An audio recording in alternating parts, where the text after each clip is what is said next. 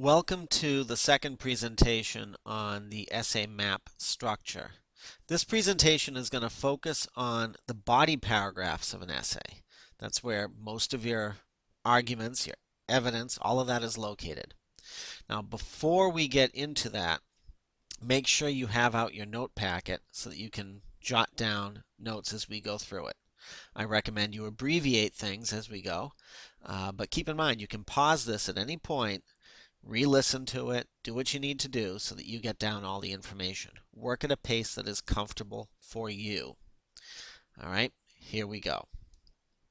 Now, before we get into the body paragraphs, I have to introduce the thing that your whole essay will prove, and that is the thesis statement.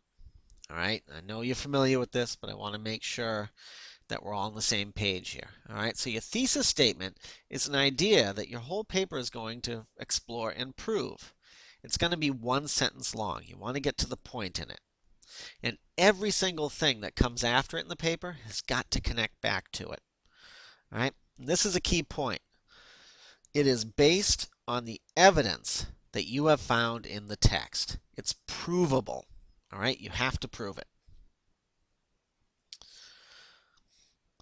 Now here's an example. This is for a book we're going to read later in the year called The Giver.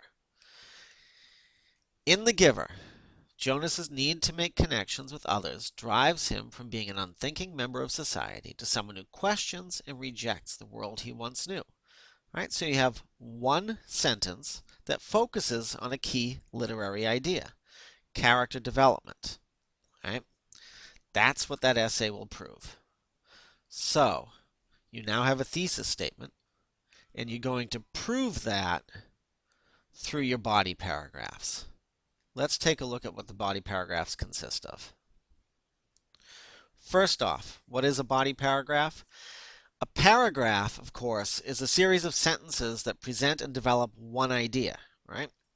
Now, in an analytical essay, it develops one idea which supports the thesis statement. So it's one argument that you can make to support your thesis. Every sentence in that paragraph is going to relate to that idea. And now a standard essay has two or more body paragraphs, because you want to make several arguments to prove your main point. All right, so you've got a paragraph now that is going to support your thesis. One way to argue it. Now, each of your body paragraphs will have the same basic structure. Here's how it works. First off, it starts with the main idea of the paragraph, what you've heard of as a topic sentence, okay, the MIP. Again, one sentence long. You want to be quick and to the point. And it supports and helps prove the thesis. Everything else in the paragraph will prove your main idea. Then that main idea, the MIP, will prove the thesis. It builds logically. So here's an example. Again, focusing on the sample we're talking about here, as if you were writing a paper on The Giver, proving that a character has changed. Right? So, all the sentences in the paragraph are going to help prove this statement. Take a moment to read it. You can pause here. Okay, so you paused, you read this slide. Notice how you can take the main idea of your paragraph, then say helps prove that, and then read the thesis. So if initially Jonas trusts the community, never questioning it or making any decisions for himself, then that helps prove that his need to make connections drives him from being unthinking to someone who then questions and rejects society. Right? Because you need to prove that he starts out unthinking, then he asks questions, and then he rejects society. Your thesis tells you there are three things you need to prove. That MIP proves one of them. Now that you have a main idea, you have to prove it. That's what the supporting sentences are for. These sentences give and explain evidence that support the main idea of the paragraph. And there are two kinds of supporting sentences. The first one is the SIP. Right? A supporting idea of the paragraph. It will help prove the main idea. It's one sentence long, and it introduces the evidence that you're going to give to prove your point. All right? Now, it doesn't have evidence, all right? It introduces it. Here's an example.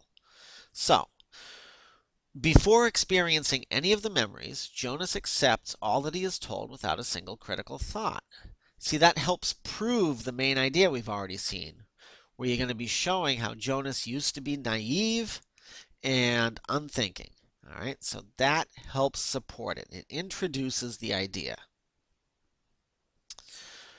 Once you've introduced the idea, now you have to prove it. And this is where the heart of your paper is. Right? The STUIs, specific textual examples with explanations. These are details that are analyzed to prove the supporting idea of the paragraph. Now, so far, everything we've talked about is only one sentence long. A one-sentence MIP, then you have a supporting idea, which is one sentence long. The STUI is bigger than that. It is one example. All right, it's going to have three things in it. Context, where you introduce your example, then you give evidence to support it, direct quotes and details from the book, and then in your analysis, you connect that evidence back to your main idea of the paragraph. You're going to connect it back to show that it proves what it needs to prove. Okay? So on the next slide, I'll give you an example of this. Once that next slide comes up, pause this presentation and read it carefully. All right? And pay attention to how I've color-coded it so you can see all three parts of what a STUI is supposed to look like. Here it is. Pause here. All right, so as you can see, this STUI gives context, right? It introduces the evidence, the example. Then it gives a direct quote right here and explains it. All right? Has all three components: context, evidence, and analysis. That way you're clearly explaining your main point to your reader.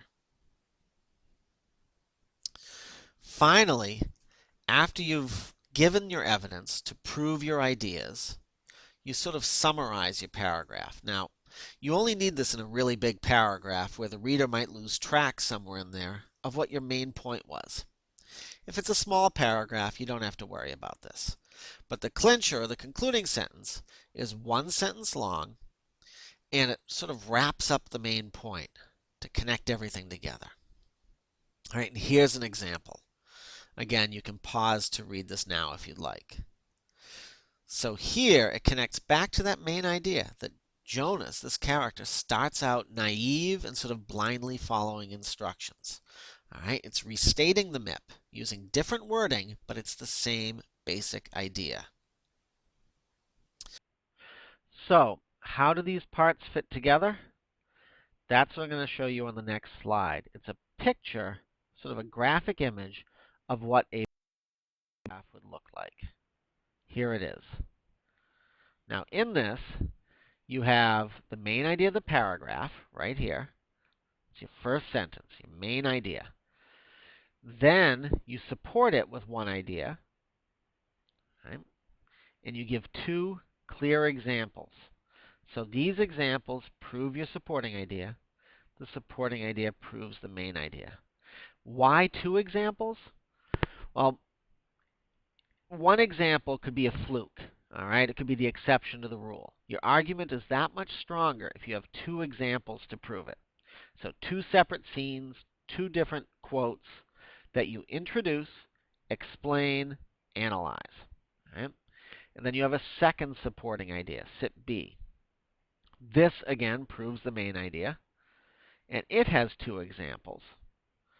After you've constructed that, you wrap it up with a concluding sentence, and that's the whole paragraph. All right? Now note the transitions here. Those are transition words that help bridge between ideas. Don't worry too much about those right now. As your writing develops, I will introduce you to these transition words to help your writing become smoother and a little more sophisticated. All right? So there you have your basic paragraph structure. Now we're going to pause for you to check your understanding. On this slide, there is a link. What you're going to do is click on the link, and it'll open up a Google form where you're going to answer a few questions. All right? Respond to those questions, and then hit Submit.